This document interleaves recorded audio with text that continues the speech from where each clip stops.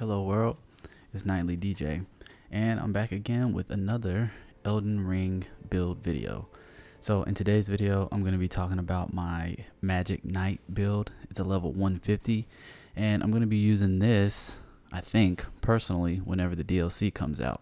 So just follow along. I'll tell you all the things that you need to do to replicate this build if you want to also try it out. And if you don't, just stick around anyway. Leave a comment about what you're going to do when you go into the DLC, what build you're running, and don't forget to leave a like, and if you haven't already, please subscribe to the channel. Now, let's get into it. As I said before, this is a level 150 build, and I stopped here because I didn't go into a new game plus cycle, and I wanted to leave my character at the base game to go into the DLC. So this works for a lot of people because at 150 you've probably completed the game or very close to it.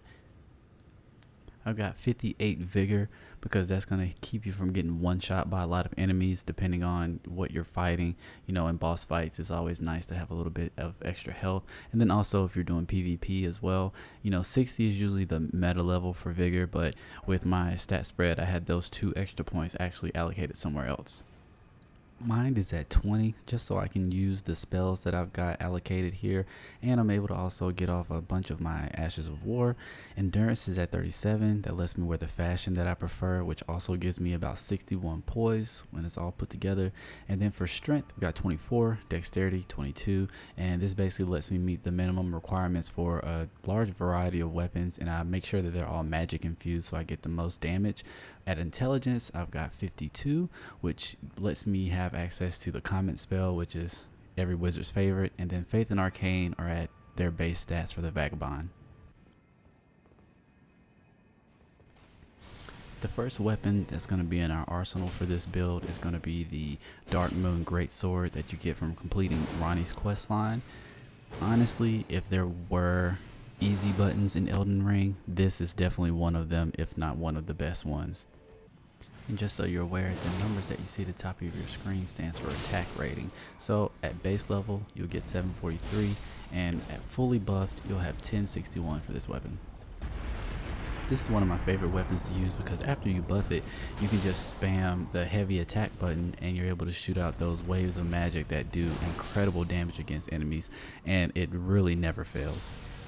And the best part is that the weapon skill doesn't consume any extra FP, so once the sword is buffed, you can just continually shoot those magic arcs out as much as you want, and you'll still have something left over in the tank if you want to use any spells or weapon arcs on any other weapons.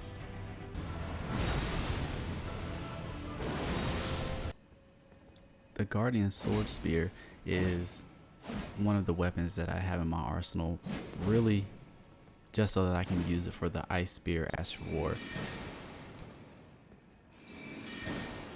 This Ash of War does a considerable amount of damage against enemies, has great range, and it procs the Frostbite status pretty quickly. And I really love equipping this weapon whenever I go into the Millennia fight to help people, because once she gets hit with the Frostbite, typically that'll knock her out of her waterfowl dance if she's about to start it.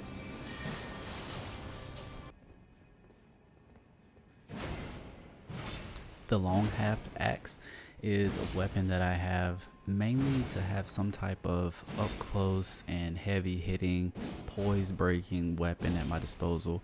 In my testing, this was one of the weapons that kind of gives me the highest damage for the stat spread that I have.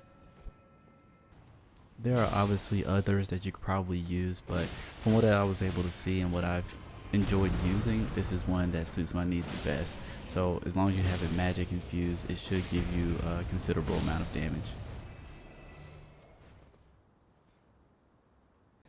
And we definitely can't leave out everybody's favorite greatsword, the Claymore. Does this give you the most damage? Probably not. Does it have a fantastic moveset? Absolutely.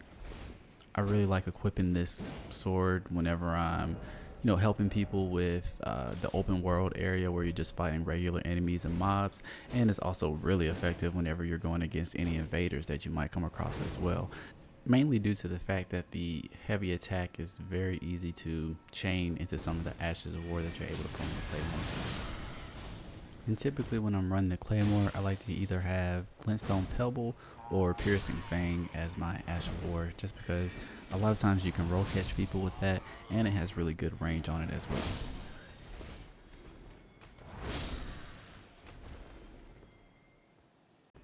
Also on this build, I really like to dual wield a set of the Gargoyles Twin Blades, especially when I'm going into the fight against the Elden Beast, just because the jump attacks do so much damage, and with these magic infused, it's probably going to be the highest damage Twin Blade that you're actually able to use. And I add the Glint Blade Phalanx Ash of War because it helps to increase the poise damage that you do against your enemies as well. Like I mentioned before, I really reserved this setup for the Elden Beast fight, and I run into this boss fight so many times doing level 150 co-op help, so I like to keep it on hand just because I found that it's the most effective for me because I can do so much damage, especially when you pair it with the multi-hit Talismans. It is really effective in this fight.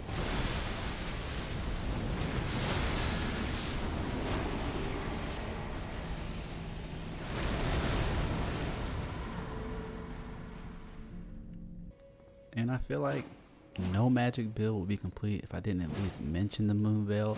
I don't use it that often per se, but you have to really respect the fact that the Ash of War does so much damage, and it has some really good range as well. Not to mention, katanas are probably one of the best weapons in the game. I know a lot of people that like to run those dual-handed or whatever, and they really do work in most setups. And as far as the Moon Veil is concerned, you can also access this relatively early in the game, so it kind of makes it easy to make this one of your main weapons as you're going throughout. As far as spells go, we've got access to quite a wide variety. I have 52 intelligence, so that lets me use a lot of the ones that I have kind of deemed to be my favorites. These have the most use, I think, when you're going through the open world, and also in PvP when you come across invaders, when you're helping people with different levels and things of that nature. I have to highlight, I really enjoy a dual Moonblade and having it followed up with the Carrion Piercer, because if you time it right, you're actually able to chain those two together pretty quickly. The Carrion Piercer by itself is able to be charged, so it benefits from the Godfrey icon, and it does a lot of damage, and it also can knock over opponents. And you can't have a magic build without using Stars of Ruin. These do a lot of damage, and they're also incredible at tracking your opponents while they're trying to run away from you. The only thing I would say is a negative about this spell is that it is FP hungry, so you just have to make sure that you have some good flasks on hand before you go and spam it. And Comet, that's another one that you have to have on a magic build. This is basically the whole reason why I decided to go with 52 intelligence versus 50 intelligence. Shard Spiral is another spell that I have equipped because it's able to be charged. It has pretty decent range and tracking, but the biggest benefit you get from Shard Spiral is that it continues to do damage as it passes through enemies. So it's really best to use these against big enemies. Think Elden Beast, Fire Giant, the Avatar Spirits, all of those. This is a fantastic spell to use against them because as it passes through them, it'll just continue to rack up damage.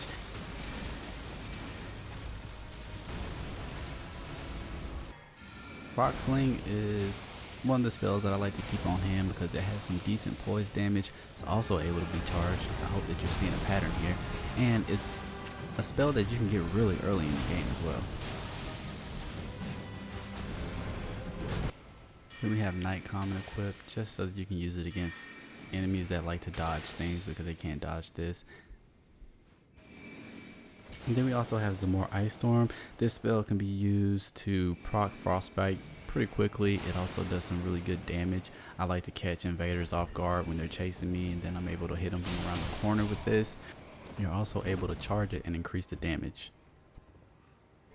And last but not least, I have Terra Magica equipped.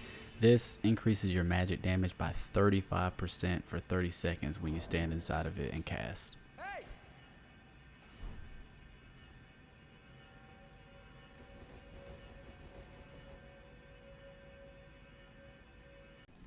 When it comes to buffing, I have Golden Vow on a dagger. I follow that with my physic where I have the magic shrouding crack tier, which increases your magic effectiveness by 20% for 3 minutes, and the intelligence not crystal tier, which increases your intelligence by 10 points. And I also had some boiled crab in there to increase my physical damage resistance by a considerable amount.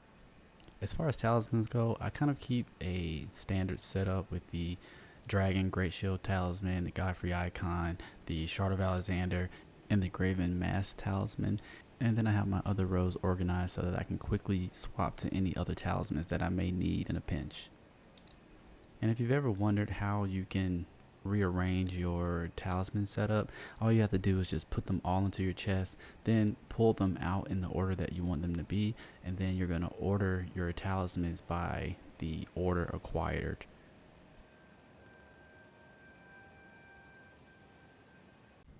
I know what you're thinking, and yes, fashion is the most important part of any build video. So here's mine. It's a mix of what looks good and also a little bit of functionality, because the hat and gloves give me a plus 4% boost to my Ash of War whenever I'm using the Dark Moon Greatsword. And for me, that's the main weapon that I use, so that works out great. And it looks great too. Alright, that's it. If you made it to the end of the video, thank you so much. I hope that you leave a like and also comment what build you're planning on going into the DLC with. And I'll see you next time in the next video. Peace.